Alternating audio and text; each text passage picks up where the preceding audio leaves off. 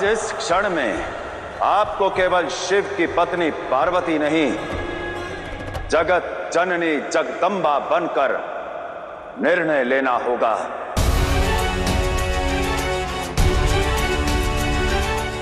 निर्णय लीजिए देवी, निर्णय लीजिए देवी, निर्णय लीजिए देवी।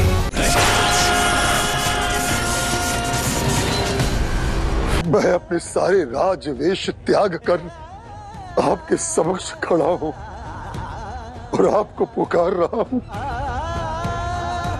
कृपया अब तो मेरी पुकार सुन लीजिए माता।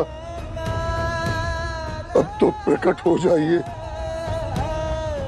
ना तमस ना रजस, भीतर केवल सत्व धारण किए एक शिशु की भांति मैं आपको पुकार रहा हूं।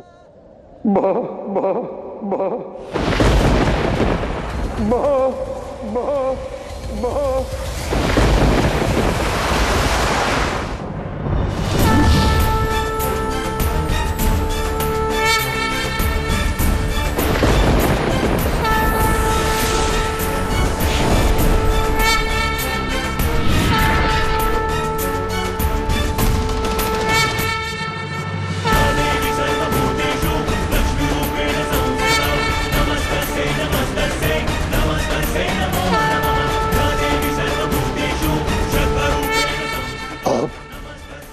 आ गई मां, मैं धन्य हो गया माता। मेरी लंका भूमि धन्य हो गई। रावण, तुमने रजस तमस त्याग कर सत्व का मार्ग चुना, इसलिए मैं तुम्हें दर्शन देने को बाध्य हूं। किंतु स्मरण रखना,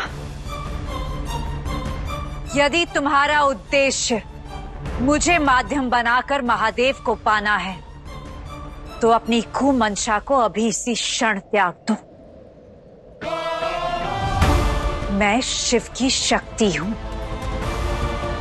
उनकी दुर्बलता नहीं। तुम्हारे हठ या छल के आगे मैं उन्हें कभी नहीं झुकने दूंगी। नहीं नहीं माता, मेरे मन में केवल भक्ति का भाव है, अशुभता का भाव बिल्कुल नहीं। मेरी ऐसी कोई इच्छा नहीं मां।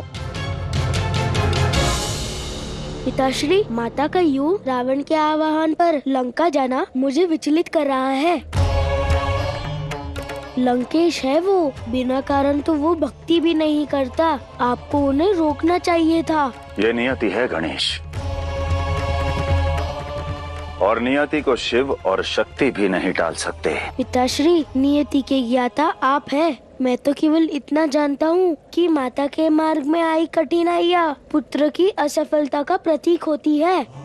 संसार कहता है कि माता पिता संतान के कठिन समय में उनका संकट हरते हैं, किंतु जब जब माता पिता संकट में पड़ते हैं तब तब उनके हर दुख का भार उठाने का कर्तव्य पुत्र का होता है।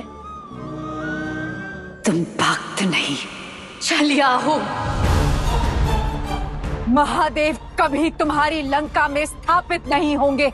माता, भगवान को स्थापित करने के लिए ही तो भक्ति की जाती है।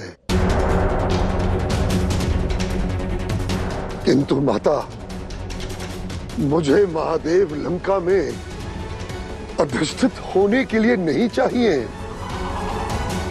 मुझे तो केवल महादेव दान में चाहिए, दान में चाहिए, दान में चाहिए।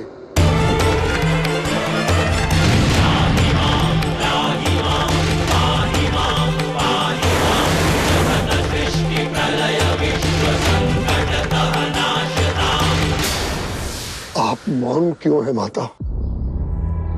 मुझे आशीर्वाद में मेरे आराध्य, मेरे शिव दीजिए ना माता।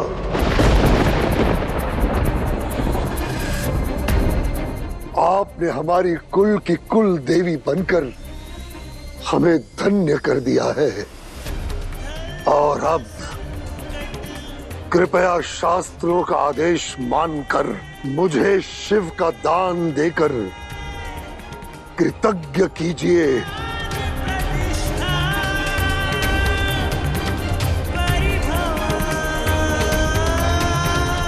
स्मरण रहे माता, यदि अब आपने ना कहा तो ये घोर अपमान ही नहीं अपितु अधर्म भी होगा, अधर्म भी होगा, अधर्म भी होगा।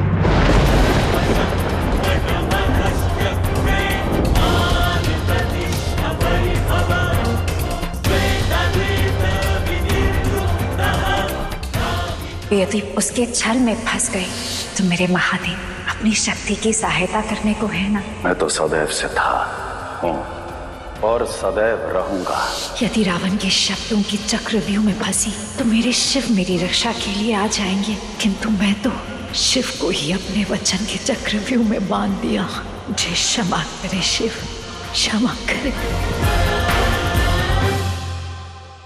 विरह योग के आभास मात्र से ही आपकी आंख भर आई देवी पार्वती, परंतु स्मरण रखिए देवी कि हर संकट अपने समाधान के साथ जन्म लेता है, और आज इस क्षण में आपको केवल शिव की पत्नी पार्वती नहीं, जगत जननी जगदम्बा बनकर निर्णय लेना होगा।